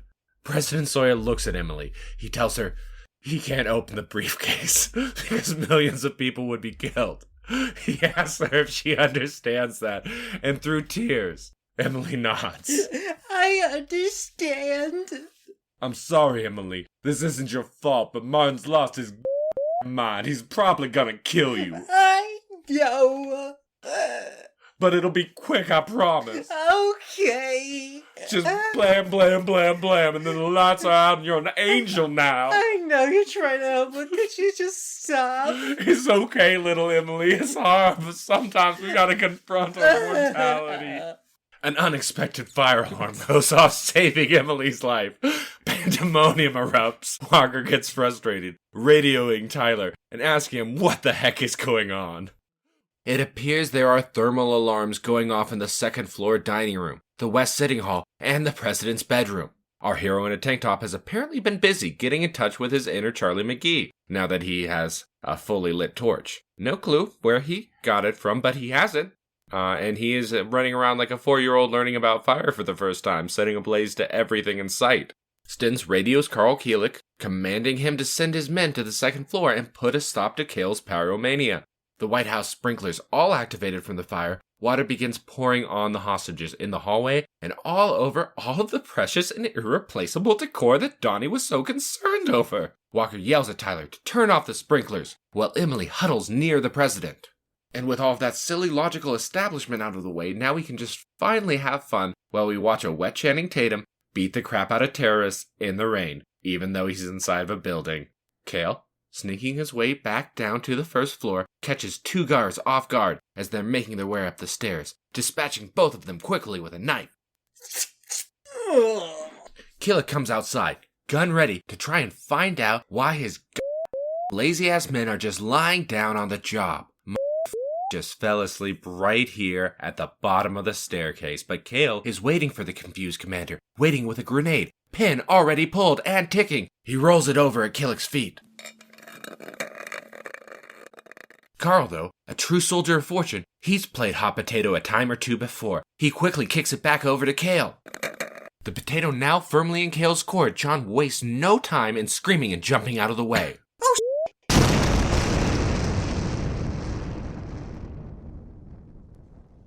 The explosion rocks the White House, causing irreparable damage to the massively historical hallway. Keelik walks over cockily with his gun in the air, over a vulnerable Kale. Why he doesn't take the advantage of killing him right now is beyond me. I mean, he even takes the opportunity to announce, "I've been waiting all day to kill you," before decidedly not doing so. And just like that, Keelik's window of opportunity comes and goes as he's trying to savor the flavor of killing Kale. Our tour guide and Jake Gyllenhaal, in disguise, sneaks up behind the once respected Commander Carl Keelik, bonking him over the head with a very large clock. He then hovers over him and continues smashing the assumedly dead body with all the force of a rabid chipmunk. Stop hitting my White House! Donnie is apparently no longer concerned with saving the decor, is now much more invested in the White House at large, as he has managed to save the day at last. He looks to Kale and tells him that the clock was a German mantel clock, Empire style, before tossing it away like a piece of trash. Stens calls for Carl Keelik, demanding a report. Kale picks up the walkie, telling Stens that Keelik can't come to the phone right now. John demands to know where his daughter is. Stens tells him that they're in the Oval Office. Come get her. John M.C. McColeslaw grabs a shotgun from the ground and hands it over to our tour guide de jour, Donnie. And Donnie, cocking the shotgun with a look of wild rage and malice, Donnie D looks across the room. Tour's over. Wow, who knew that Donnie D was such a badass? Yeah, he's a tour guide. Tour guides are always badasses. That tour group gonna be following him now. Kind of like they were before, but now a lot more afraid of their lives, I feel. Kind of afraid of the terrorists and concerned for the fragile psyche of the once friendly tour guide who's now going to be shuffling them out of this quagmire. Kale can't be concerned with that right now, though. John's gotta go get his daughter. Walker, maybe fearing the Grim Reaper coming to get him, maybe fearing his wife's approaching disapproval, Walker yells at Stins and asks him why he has to make all of this so personal. Walker, you've made everything about this personal. You are the biggest hypocrite. Stins tells Walker that he's gonna kill Kale and leaves. Back with the tour group, back with Kale, tour guide Donnie instructs Kale on how to get to the Oval Office from where they are. Kale yells at the hostages that there's an airstrike coming and gives no further explanation to the tour group as to what they need to do. With nothing else left to do, the tour group follows Donnie. We take a momentary aside here to go back down into the basement where Tyler is doing his best Agent 47 impersonation. He has now donned a new outfit and is all ready to make his getaway. He's still sucking on his signature lollipop as he attempts to exit via the tunnel. He swipes his card at the gate and... Access denied. Skip does the old rub it on your clothes and tries it again, only for the gate to explode. And that's the end of Skip Tyler, folks. It's an unceremonious end for what was an otherwise very fun side villain. Back up top in the Oval Office, Mopey Motts has had it for the day. He's done playing house with Walker and Stins, and now he just wants his money. He tells Martin off, saying that he'll find the money himself, but as he leaves, Walker shoots him. Not just once, but like several times in the stomach. He then just sort of goes off on another tyrannical rant. You know, the kind of nonsense that only Martin S. Walker can rationalize before finishing off Motts with one final shot to the head. I hate mercenaries. The sprinklers shut off. Walker looks up, shouting, "It's about time." Sawyer takes advantage of the brief moment of distraction, pulling the cap off of a very sharp ink pen before stabbing Walker in the back of the neck. "I choose the pen over the sword," he shouts. Walker yanks the pen out of his neck and punches Sawyer to the ground. Martin manhandles Sawyer, wrestling him over to the nuclear football, grabbing it in his hand and forcing it onto the little blue hand scanner thingy. You know it's a hand scanner because it's blue. With his hand all scanned, Walker slaps the president back down to the ground one more time for good luck. Walker begins to frantically punch in the nuclear launch code as Emily rushes over to check on President Sawyer. Back at the Pentagon, we watch as they watch the code we were just watching get punched in, and they are freaked. This is no good. We quickly check in on one of America's many strategically necessary nuclear submarines as they casually sail below the waves. And oh no! What's this? It looks like all the tubes have been switched from active to armed. Dear God, no! Not the tubes! Not the tubes! Wait, what about Tube 17? What's the condition and armament status? Tube 17 conditions is in the good range, sir. Trident 2 missile, armed and ready to fire. What about Tube 11? How is Tube 11 doing? Tube's 11 condition is fair, and its Trident 2 missile is armed and ready to fire. Why is Tube 11's condition only fair? Have you all not been cleaning the tubes? I'm really sorry, sir, but the budget's been really awfully tight, sir, and we've run out of tube cleaner. Well, at least tell me all the tubes are in fair to good range. They are. I mean, except for like Tube 9 and Tube 10. Readout says that they need repair, but that's not bad, is it, sir? No. Just as long as those two tubes aren't armed or loaded, we'll be fine. Computer says they're armed and loaded and ready to fire, sir. That's good, right? Oh, no! This is no good. General Caulfield stresses that if the world sees us launch nuclear weapons, they will respond, meaning that China will launch all of their weapons, Russia will launch theirs. It will be World War III in a matter of minutes. This is it, sir. I need a final confirmation on payload delivery. Go, go, go! What are you waiting for? Shoot the missiles. Operation Nuke Freedom is a go. Copy that, sir. We're on our way to nuke the White House. Damn it, don't be a cowboy, Stansfield. Stick to the code names. Copy that, sir. Operation Nuke Freedom is a go. Carol calls Kale to tell him about the imminent nuclear strike about to go down on the White House. But Kale is caught off guard as Stens grabs him and throws him through a window wedge right into the James S. Brady press briefing room.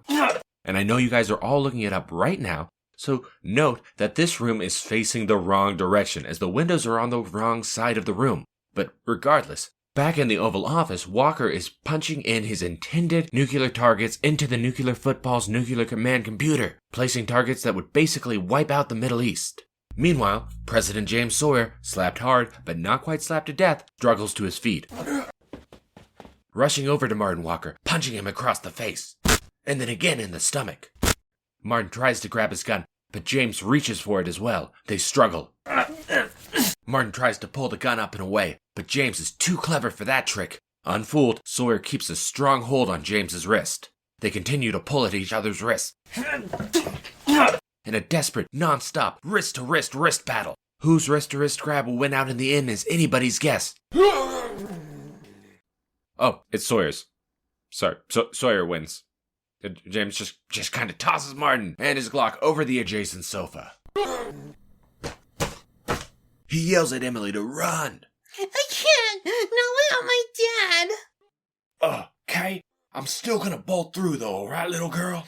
Yeah, you go! You gotta be president in a little bit, and I still have a country to save! Wait, what was that, little girl? Nothing. Listen, I'll explain in a little bit. You go be president, I'm gonna save this movie, okay? Walker, regaining his composure, comes up from behind the coach and, having retained his sidearm, begins to fire frantically at Fox. As he dodges behind a doorway, ducks out of the room. Martin chases after Fox, grabbing him from behind and pulling him backwards. But as he's doing so, President James rounds about for a roundhouse, punching him in the face, before rounding about again and punching him even harder, knocking him to the ground, before overexerting himself, knocking himself to the floor as well. Martin pulls his pistol and aims it squarely at the president's lower back. James Sawyer pulls himself to his feet. Come on, Martin. This isn't you, man. You protected the president for 45 years. You've had the longest running presidential security detail in history, Martin. You've been doing this since you were a little baby, man. Don't you remember, Martin? Don't you remember? They made a show about you, Martin. You remember? Baby Bodyguard? Man, the nation loved you, man. You were America's darling. They called you the Diaper Dynamo. Baby Bodyguard ran for 4 seasons, Martin. Oh, come on. Baby Bodyguard wouldn't shoot me, would he? Listen, Sawyer. The minute I got too big to fit into those diapers, America and the media threw Baby Bodyguard in the trash. So yeah, I would shoot you.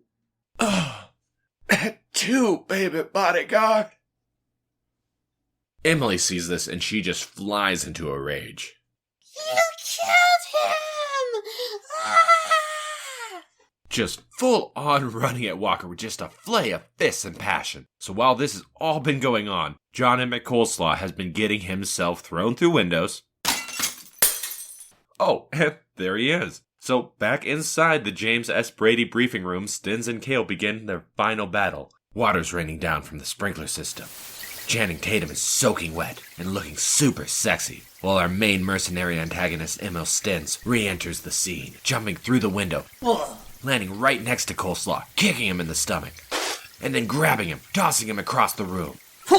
Coleslaw crashes into another window, but not quite through it. Stins walks casually over to Kale, kicking Coleslaw squarely in the stomach as he arrives. And Stins makes sure to tell Kale. Your little says you're gonna put me in jail. So that little line, that single throwaway line from an 11-year-old, that you're gonna go to jail for that really hurt you that much, Emil? Well, it must have, because Stins pulls Cole up from the wet floor and punches him back down into it. All for that minor slight from his daughter that just happened over an hour ago. Stins is throwing Kale around like a rag doll at this point.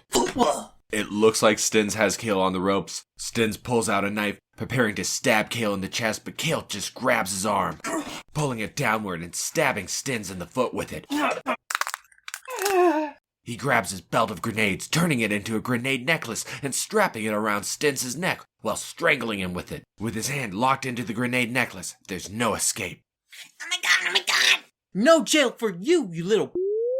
And pulls all of the pins, jumping out of the way. Kale kicks him backwards. He runs for cover. Stins, in a futile panic, desperately tries to get the grenade necklace off of him. Oh my god, oh my god! Kale, meanwhile, dives behind the press briefing podium, just as Stins utters out his last desperate scream. Ah! The news somehow captures this explosion, and Walker watches it on his television set. The airstrike is now 2 minutes away. Cale crawls out of the newly created hole in the James S. Brady room and sees Walker and Emily near the Oval Office. Walker points the gun at Emily and tells her to go back into the office. Cale closes the distance. John crouches near the bushes and tries to get Emily's attention from within the Oval Office, while Walker continues to punch in the nuclear missile destinations. Emily isn't looking though, so Cale needs to try something else. Meanwhile, just outside of the White House gates, tour guide Donnie has successfully evacuated all of the hostages, warning not only the press but also all of the citizens still at the White House gates that an airstrike is incoming. Emily's mom stops him and asks him the proverbial question. Is my daughter with you? I have to find my daughter. Where's my daughter at? He informs her that her daughter, sadly, is still inside. Oh no, I have to go get my daughter. Tour guide Donnie, though, action hero in disguise, utters out, "What is with this family?" and follows Emily's mom back into the fray, cocking his shotgun as he follows form. Wait, he's already cocked it once, but he's never shown using it. Makes me wonder how many times Donnie's actually shot that gun while escorting the hostages to safety. There's like a whole short movie that we never saw that just details Donnie's journey out of the tunnels. The nuclear football announces that Walker has 15 seconds to initiate, and he seems all but ready to push the button. Do it. Push the button. But Cale can't allow that, Vera. Apparently, off-screen, never shown in the movie, but I assure you 100% has happened, John has found one of the presidential motorcade vehicles, acquired the keys for it, started it, and driven it out of the underground motorcade. And he is now driving the Chevy Suburban right through the Oval Office. Cale jumps out of the Suburban and rolls onto the ceiling-mounted gun turret. He yells at Emily, "Get down!" Oh my god, really? and Coleslaw just mows Walker down with a spray of bullets. It is just complete overkill. Cool. Nuclear launch activation timed out. The world is officially saved. Leaving just one final problem. The incoming airstrike. What are our heroes going to do? Cale and Emily share a loving embrace. Emily tells her dad that Walker shot the president. Cale tells Emily that an airstrike is coming and that they should probably be running, instead of hugging right now. But Ems, she's got this one covered. She hugs it out with her dad for one more moment before Cale leaves to attend to Sawyer, and Em leaves to save America. She lets go of her dad, turns, and seeing the American flag on the opposite side of the room, she knows exactly what she has to do. She grabs it and runs out onto the White House lawn. The airstrike is here and locked on target. They have orders to strike, but as they approach, they see Emily. Emily is out there on the lawn, reenacting her talent show flag twirling routine, mentioned at the very start of the movie. That's set up and payoff again, folks. And I mean, wow, it is good. And I mean, it is so good, and apparently everybody else thinks so too. And frankly, the fighter pilots agree. They think that the routine is so good that they decide not to unleash a barrage of nuclear armaments on the nation's capital. Hey, there's some kid doing some sort of color guard routine down there? Yeah. Hey, it's pretty good. Hey, yeah, you're right. Hey, Jeff, what do you say we don't nuke this kid? You know what, Carl? I'm with you. Let's call this one off. But wait, won't HQ be pretty pissed about this, though? Hey, yeah, so they're pissed, but what are they gonna do? We're the ones with the nukes. Yeah, that's kind of the unspoken first rule of being a pilot. Don't ever give him back the nukes. No, never. Because who'd be in charge then? The government? Yeah, no thank you. I have a nuke and I set my own schedule, and that's just the way I like it. Thank God for the Union. The God for the nukes! The news captures Emily's flag twirling performance, and everyone is just super impressed. And this successfully waves off the airstrike. Raptor 1 goes against mission protocol and aborts the mission. Note that President Ralphson did not abort the mission. And the news even gets their payoff by interviewing Emily on the White House lawn. They've only been showcasing her actions all day. I mean, nearly getting her killed left and right, so it's only fitting. Cale is also likewise ecstatic. He cannot believe his daughter saved the day. He also can't believe that President Sawyer is still alive. And here's another payoff. That Honest Abe watch from earlier, the one from the first scene, that's what saved his life. It's a setup and payoff extravaganza over here in the final act. The bullet is lodged right in the center of the pocket watch, with just a little dab of President Sawyer's blood on it to emphasize how close it really was and to really make the item a true collectible.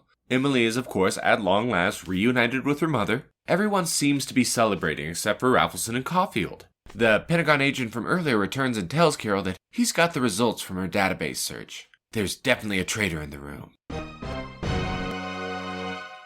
Cale gets a call on his phone. It's Carol. She tells him that this isn't over yet. Turns out that Walker's had no prior contact with any of the DC Sonic boys, but somebody else did. Cale puts her on speaker blast so that Sawyer can hear this too. Sten's made multiple calls to a secure line in DC, and they don't know who received them, but the whole database was wiped 30 minutes ago. Coleslaw asks if they checked Walker's emails, or anything else to see who he could be in cahoots with. Carol says the man was a dinosaur. He still used a pager. But old Coleslaw has an idea. He says he thinks he knows how Walker got the codes, but he'll need President Sawyer's help. Off screen again, and not shown, but I assure you 100% happening in the movie. John looted a dead body, looking for a pager, found one, and that is the pager he is now using. Outside, Cale and Emily share a more official reunion. She asks him if he saw her routine, which yes, she did. He's so proud of her, as he rightfully should be. She saved America with a twirling flag. The Pentagon people arrive on the White House lawn via a huge helicopter like a plane. Cale hands off the nuclear briefcase and tells the soldiers that it's disarmed. Cale and Raffleson share a reunion, but noticeably do not hug. Cale tells Raffleson that Sawyer didn't make it. Raffleson tells the news with minimal grief and says that he needs to address the nation. Also on that note, he wants to remove the troops back into the Middle East, stabilize the region. Raffleson is convinced that when they find out that there was almost a giant nuclear world war ending whoopsie over in Washington, there's gonna be chaos. And America's gotta be there to contain it. I wish you could see my eye roll. And Cale's big plan apparently is just to throw any concept of subtlety out the window and drive right at the heart of the matter with Raffleson. So, sir, I was just wondering, when did you and Walker decide to betray your country? Excuse me? Yeah, was it like Walker you off and you become president and then you Walker off by giving him launch codes? John, what are you talking about? I'm just saying, if you're gonna do a circle, at least do it right, you know? You gotta at least be in the same room. Listen, you little punk. I've been circled since before you were born. You're an idiot. A no-good squirrel-loving idiot. And I'm a patriot. And the president. And... It was just at this moment that John Walker Cale produced a pager from his pants. Pocket dialing it, ringing begins to emit from Raffleson's pocket. Oi, what's this here? Well, how'd you get this here? That's mine. I'm the president. Arrest these two little goodnicks for harassing the commander-in-chief. Look, officer, I found this pager on one of the terrorists. It looks like this is how they were able to get the nuclear launch codes without anyone knowing. All the evidence would have been destroyed in the airstrike if they had been able to get away with their devious plan. But what about all the other terrorists? How were they able to sneak that many men onto the ground? Holograms, sir. The terrorists used this projector and these sock puppets to make it look like a full-blown overthrow of the White House. And we would have gotten away with it, too, if it weren't for you meddling individuals of indeterminate hate. And so it came to pass that Raffleson was the betrayer at the White House on the Hill. And just as quick as a coin flips, Raffleson turns full-on villain. No one's ever gonna believe you, stupid kids. Do you hear me? I'm the President of the United States. I'm the Rainmaker. I'm the one who knocks. I'm the last samurai. Luke, I am your father. All right there. That's enough copyright infringement for one day. It's off to the hooskow with ya. But remember, Raffleson isn't the President of the United States because Sawyer is still alive and he makes his presence known. Apparently, Raffleson has a lot of friends in the military industry and he was bought and paid for just like the Christmas ham he is.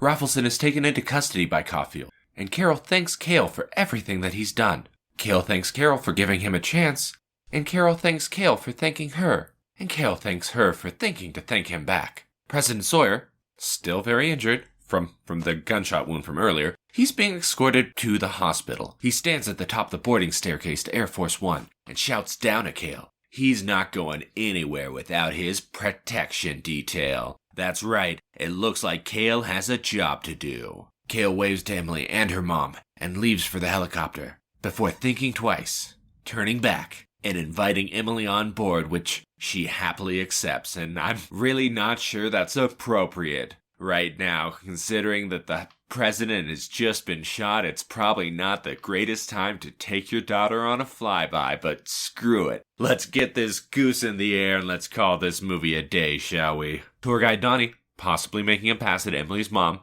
tells her that Emily's an amazing girl, and that if she ever wants a private tour of the White House, he can get her the hookups.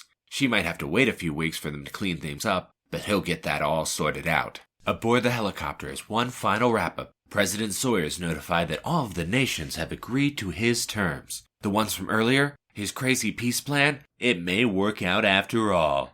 And in celebration, Sawyer wants to do the thing. What's the thing? It's this cool monster alien movie where Kurt Russell sets aliens on fire, and it's directed by John Carpenter. No, not that thing. The thing from the beginning of the movie. That's our very last setup and payoff, folks. With that note, the Rolling Stones' Street Fighting Man starts playing. Planes do a low flyby over the Lincoln Memorial reflecting pool one last time. And Cale, Emily, Carol, Caulfield, and Sawyer all fly out into the sunset. The day saved at long last. Whew. And that, my friends, was Channing Tatum's Last Action Hero Daddy-Daughter Day, a grenade tie action adventure drama once again centered around landing one very specific, very dangerous, very medium-paying security detail job. It was Jamie Foxx's presidential power ballad, Joy King's Try Hard to Die Hard. That was the one, the only, White House Down. And now that we've finally covered both movies, it's time for you to move on to part 5 with us as we tear these two movies apart and decide which one is the better bad movie. Well, with the movie out of the way, let's get on to some fun facts about this flick. Just like Olympus Has Fallen, White House Down also only features a few scenes which were actually shot in Washington, D.C. While Olympus Has Fallen chose to film in Louisiana, White House Down went with Montreal, Canada. During production, White House Down used various blue screen techniques in order to create the White House scene during the film. During the film, Donnie the tour guide brings up the film Independence Day. This is referenced because Roland Emmerich is also the director of Independence Day. Emmerich actually screened the movie in the family theater room in the White House, and that's the same room that we see the DC Sonic crew setting up in the beginning of the movie. Nicholas Wright plays our heroic tour guide who's cocked, locked, and ready to rock. He was actually such a kick-ass tour guide that he would kick ass all the way out of White House Down and into Independence Day 2, where he would play the role of our accidental hero, Floyd Rosenberg. This movie was actually shot entirely on sound stages, and none of the first unit shooting was done on location. This was done primarily so that director Roland Emmerich could have complete control of the exteriors on stage. In what is a fun nod to the source material, Channing Tatum's outfit in the latter half of the film is a direct homage to John McClane's outfit in the original Die Hard, which served as the main inspiration for both this film and Olympus Has Fallen. When originally approached, Channing Tatum wasn't actually interested in playing the role of John Cale, because he didn't want to play a character who spent the entire movie holding a gun. However, he liked the script so much that he decided to meet with Roland Emmerich later and discuss the character. The meeting actually went so well that the two signed a contract immediately afterwards. Towards the beginning of the movie, just before the actual takeover in the family theater room, the DC Sonic boys are watching the 1962 classic, Lawrence of Arabia. Hi everyone, this is Ed here. I just wanted to step in for a second for a fun fact with Ed in Ed's Corner. Though it might be considered to be an error by some, the patch on the Task Force 160's helicopter pilot's right shoulder showing the symbol of the 82nd Airborne Division is in fact correct. By military tradition, any soldier is allowed to wear the insignia of a unit he or she has served under in combat. Display them proudly on the right shoulder of their uniform. Their current assignment insignia would be on their left shoulder. During filming, there were actually 2 different sets built for the Oval Office. One was used for stunts and the other for dialogue, and that was a clever choice, I might add.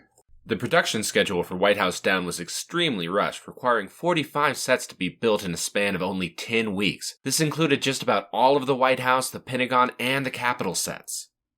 During the early stages of production, director Roland Emmerich, as well as several members of the crew, were treated to a personal tour of the Capitol by the late great John McCain. During the movie, while Cale and Sawyer are stuck on top of the elevator, Cale explains to Sawyer that Javelin missiles are surface-to-air missiles, and while it is possible for a Javelin to be used in that way, they are mostly used as anti-tank missiles. The U.S. military has actually never accounted for an aircraft being downed by a Javelin. If you were one of the 35 people wondering what Raffleson's ringtone actually was, it's Spanish Flea, as it was performed by Herb Alpert and the Tijuana Brass. If you're paying close attention during the scene where the people at the Pentagon are discussing Stentz's Black Ops mission in Pakistan, the last black and white picture that is shown up on screen is actually just artwork of the character Dusty from the 2010 video game reboot Medal of Honor. As you can probably tell, Jamie Foxx based much of his performance on Barack Obama, who was nearing the end of his first term as president at the time of the film's release. In a weird flex that totally wasn't petty whatsoever, the Ontario Film Review Board decided to revise the rating from PG to 14A, nearly 2 months after the film's release. And I mean, it's an appropriate rating, but I feel like it's kinda got more to do with the 1812 thing. When you see Skip Tyler listening to Beethoven in the Peacock, this is another direct nod to Die Hard, where Beethoven is being used for a similar purpose. In what is just an outright error, as you're watching the movie, just before the presidential long car chase, President Sawyer grabs the keys for the presidential limousine, labeled Ground Force One, and as we've said so many times on this podcast, the presidential limousine is actually called the Beast. Ground Force One is a stupid, stupid name. Well, you know, Ground Force One is the unofficial codename for the armored buses used by the president and other dignitaries. The main reason for this name change was because it's an easier signifier to the audience that the president is planning on taking the limo and not some random Secret Service car. The character of Conrad Cern, who I used to call Suspicious Redhead before he was given a proper name, he's actually never seen again after he activates the bomb in the rotunda. That sets everything in motion. It could be assumed that he could have been killed by Kale or somebody, but this is never explicitly shown, which leaves us only questions and a huge plot hole. The Hunt for Red October has two major contributions to White House Down, the first being the character of Skip Tyler, and the second being that both films are set on October 4th.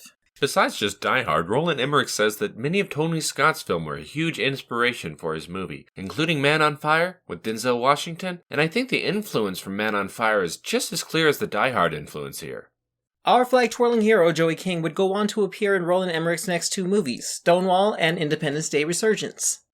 During the limo chase scene when the tank finally breaches the gate and is shot by an RPG from the roof, there's a lock-on warning her. But RPGs don't have lock-on functions. This fictional lock-on device is only there to establish that the tank is actually in danger. All presidents and their families have codenames within the Secret Service, and this extends to our fictional presidents. President Sawyer is referred to as Eagle, and the First Lady as Empress. In Olympus Has Fallen, President Asher's codename was Southpaw. The President of the United States has only been portrayed in film or on TV as a black man 8 times. As of this recording, or as of the point where these facts were recorded. But the first time was James Earl Jones as President Dillman in the 1970s movie The Man. Other actors who have played black presidents include Morgan Freeman, Terry Crews, Will Smith, Blair Underwood, Chris Rock, Richard Pryor, and Danny Glover. Laisha Kalogridis served as producer for White House Down and provided uncredited work on the final shooting draft. She was also the screenplay writer for films such as Night Watch, Alexander, Pathfinder, Shutter Island, Terminator Genesis, and Alita Battle Angel.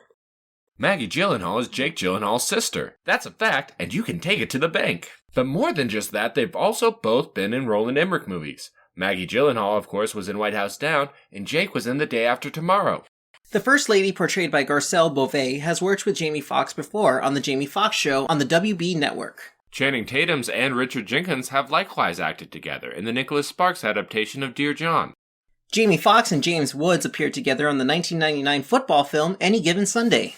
And for our last 2 facts on this flick.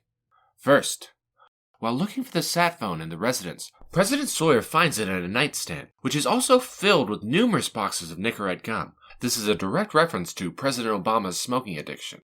And because we gave you a kill count for Olympus Has Fallen, we have to give you one for White House Down as well. If you were to take all the bodies from 9 Freddy Krueger movies and every death from the 5 Final Destination films, White House Down would still have killed one more person at 88. Well, with fun facts out of the way and both movies fully explored, there's really nothing left to do but stack these 2 movies up next to each other and then throw a copy of Die Hard at both of them. We'll see which tropes we meet, which ones we don't, and which one is truly the better Die Hard in the White House. Follow us now to part 5 to find out.